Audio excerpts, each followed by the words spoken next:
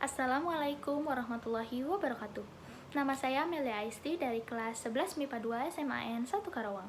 Di sini saya akan mempresentasikan hasil karya poster saya di mata pelajaran PPKN tentang hak asasi manusia. Baik, kita langsung saja ke dalam pembahasan. Di sini sudah tertera poster yang berisikan upaya preventif dan represif. Nah, saya membuat poster ini dengan judul Mirisnya Penegakan Hak Asasi Manusia di Indonesia. Mengapa dikatakan miris? Karena hak asasi manusia di Indonesia itu belum sepenuhnya ditegakkan atau bahkan bisa disebut belum ditegakkan. Karena masih banyak kasus HAM di Indonesia yang terjadi, baik yang biasa maupun yang berat. Walaupun sudah ada dasar hukum, tetapi anehnya masih ada banyak kasus yang melanggar HAM. Jadi bagaimana upaya preventif atau upaya pencegahan dan represif upaya penanganan kasus ini? Bahasan yang pertama ada upaya preventif atau upaya pencegahan. Upaya preventif yang dapat kita lakukan yang pertama adalah tanamkan rasa toleransi terhadap perbedaan ras dan agama. Walaupun kita berbeda-beda, tetapi tetap satu jua. Nah, jadi setelah kita menumbuhkan sikap toleransi, maka kita akan menghindari sikap diskriminasi. Pada poin kedua di sini ada saling menghormati sesama manusia. Jadi kita sesama manusia harus saling menghormati agar terciptanya perdamaian. Pada poin ketiga, berikan edukasi betapa pentingnya menegakkan HAM dan bagaimana akibatnya jika kita melanggar HAM.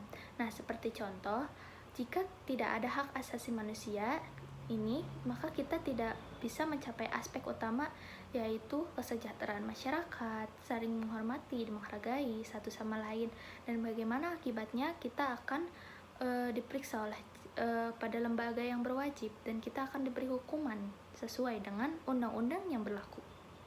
Pada poin keempat, kita mulai belajar menegakkan HAM dari hal kecil seperti tidak memotong pembicaraan orang lain atau menghargai pendapat orang lain. Nah, seperti contoh memotong pembicaraan orang lain. Nah, jika orang tersebut belum selesai berbicara, kita tidak boleh memotong pembicaraan orang tersebut. Tunggulah sampai orang tersebut selesai berbicara, baru kita melanjutkan pembicaraan kita. Dan menghargai pendapat orang lain, kita tidak boleh menghakimi pendapat orang lain. Kita harus saling menghargai pendapat tersebut. Dan walaupun memang pendapat kita berbeda, tetapi kita tidak boleh menghakimi orang tersebut. Lanjut, ada upaya represif atau upaya penanganan. Nah, upaya represif yang dapat kita lakukan yaitu dengan cara yang pertama ada melaporkan kepada lembaga yang terkait, seperti contoh kepolisian dan pihak keamanan setempat. Nah, pada poin yang kedua, berikan hukuman yang sesuai dengan pelanggaran yang dibuat. Ada kan landasan hukum hak asasi manusia, baik landasan hukum konstitusional dan operasional. Landasan hukum konstitusional hak asasi manusia yaitu Undang-Undang Republik Indonesia 1945 pasal 28A sampai 28J. Lalu landasan hukum operasionalnya Undang-Undang Republik Indonesia nomor 39 tahun 1999. Pada poin yang ketiga yaitu lakukan rehabilitasi. Jadi orang yang melanggar hak asasi manusia tersebut diproses secara hukum oleh lembaga yang terkait.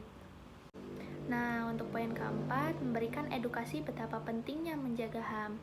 Seperti upaya preventif, cuman di sini bedanya orang tersebut telah melanggar hak asasi manusianya. Jadi kita memberikan edukasi yang lebih detail lagi sehingga membuat orang tersebut sadar bahwa pentingnya menjaga hak asasi manusia. Lalu saya akan membahas tentang bagian-bagian yang ada di dalam poster ini. Nah, di sini saya menggunakan wallpaper posternya dengan gambar anak kecil yang beraut muka sedih dan difilter BMW. Nah, di sini saya mengambil salah satu contoh kasus pelanggaran hak asasi manusia di Indonesia tentang kekerasan terhadap anak.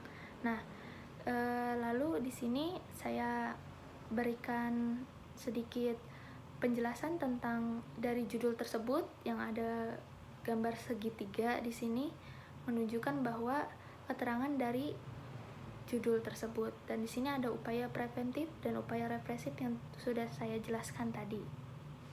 Mari tegakkan hak asasi manusia untuk Indonesia yang lebih baik. Sekian dari saya.